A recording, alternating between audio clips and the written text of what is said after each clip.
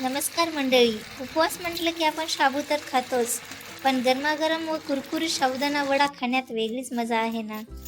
पण अनेकदा काय होतं, आपले वडे तेलात फुटतात, मऊ पडतात किंवा ते खूपच तेलकट होतात आणि थंड झाल्यावर ते चपटे देखील होतात.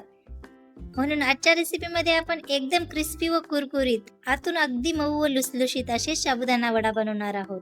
त्यासोबतच तेलात न फुटण्यासाठीच्या काही खास टिप्स. त्यामुळे हा व्हिडिओ तुम्ही नक्की शेवटपर्यंत पहा.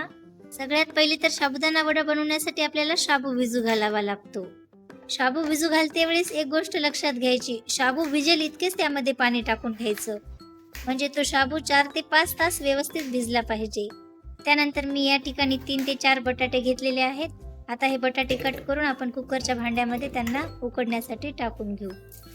या ठिकाणी अजून एक महत्त्वाची गोष्ट आहे, बटाटा उकडते वेळेस तो जास्त उकडला नाही पाहिजे. त्यासाठी 1 ते 2च सिट्या काढून घ्यायच्या कुकरच्या, कारण जास्त शिजलेला बटाटा हा मिश्रणात ओलसरपणा वाढवतो.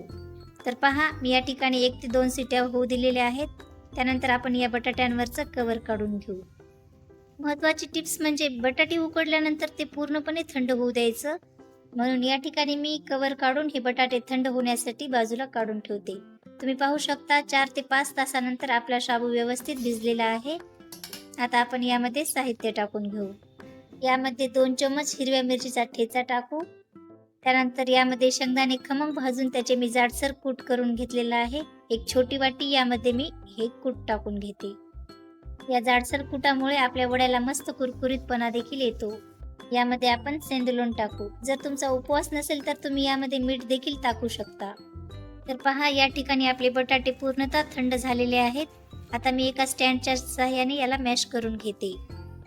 यामुळे कसं हे सगळं मिश्रण एकजीव होईल. आणि हा बटाटा उकडल्यानंतर तो पूर्णपणे थंड होऊ द्यायचा. म्हणजे कसं, गरम बटाटा जर मॅश करून तुम्ही साबुदाण्यामध्ये घातलास तर ते मिश्रण पातळ व चिकट होऊ शकते. त्यामुळे वडे तळताना ते वडे फुटू देखील शकतात. तुम्ही पाहू शकता, या ठिकाणी मी पूर्णतः थंड झाल्याच्या नंतर त्यामध्ये हे मॅश केलेले बटाटे टाकून घेतलेले आहेत. आता आपण यांना व्यवस्थित मिक्स करून घेऊ. जर तुम्हाला हवे असेल तर तुम्ही यामध्ये लाल तिखट देखील टाकू शकता. मी यामध्ये अर्धा चम्मच लाल तिखट टाकून घेते आणि त्यांना पुन्हा व्यवस्थित मिक्स करून घेते. जर तुमचा उपवास नसेल तर तुम्ही यामध्ये जिरे, कोथिंबीर देखील टाकू शकता. जर उपवास असेल तर मी ज्या पद्धतीने आज सांगत आहे त्याच पद्धतीने तुम्ही साहित्य टाकून घ्या. म्हणजे ही वडी मी उपवासासाठीच खास करून बनवत आहे. चला तर मग आता आपण वड्यांना योग्य आकार देऊ. शाबू वडा बनवत असताना या ठिकाणी हातावर गोल गोळा करून तो किंचित असा सपाट दाबून घ्यायचा. आणि हा वडा मधोमध जास्त जाड असू नये. जर वडा मधोमध जास्त जाड राहिला तर तो आतून कच्चा देखील राहू शकतो आणि तो बाहेरून जास्तच लाल होतो. त्यामुळे या ठिकाणी तुम्ही पाहू शकता, मी मध्ये मध्ये थोडं सपाट दाबून घेत आहे वड्यांना. आणि वडे थापताना जर हाताला आपलं हे पीठ लागत असेल तर तुम्ही हातावरती थोडंसं तेल देखील लावून हे वडे बनवू शकता. त्यानंतर हे बनवलेले वडे आपण तेलामध्ये तळून घेऊ. जर तुम्ही तेल व्यवस्थित गरम केले तर हे वडे अजिबात फुटणार नाहीत. त्यामुळे आपलं तेल हे मस्त गरम झाल्यासच त्यामध्ये एक एक करून वडा असा टाकून घ्या. जर आपलं तेल व्यवस्थित तापलं नाही किंवा कमी जरी तापलं तरी देखील आपले वडे फुटू शकतात. आणि वडे तेलात टाकल्यास ते लगेच झाऱ्याने त्यांना हलवायचं नाही. एका बाजूने थोडेसे लालसर किंवा कडक झाल्यासच त्याला चाकूने किंवा चमच्याच्या साहाय्याने असं एक एक करून पलटून घ्यायचं. तुम्ही पाहू शकता, मी चाकूच्या साहाय्याने यांना एक बाजू पलटून घेतलेली आहे. आता दुसरी बाजू देखील मध्यम आचेवरती मी छान तळून घेते. पहा, वड्यांचा आवाज मस्त कुरकुरीत आणि एकदम झटपट व परफेक्ट असे आपले वडे तयार झालेले आहेत.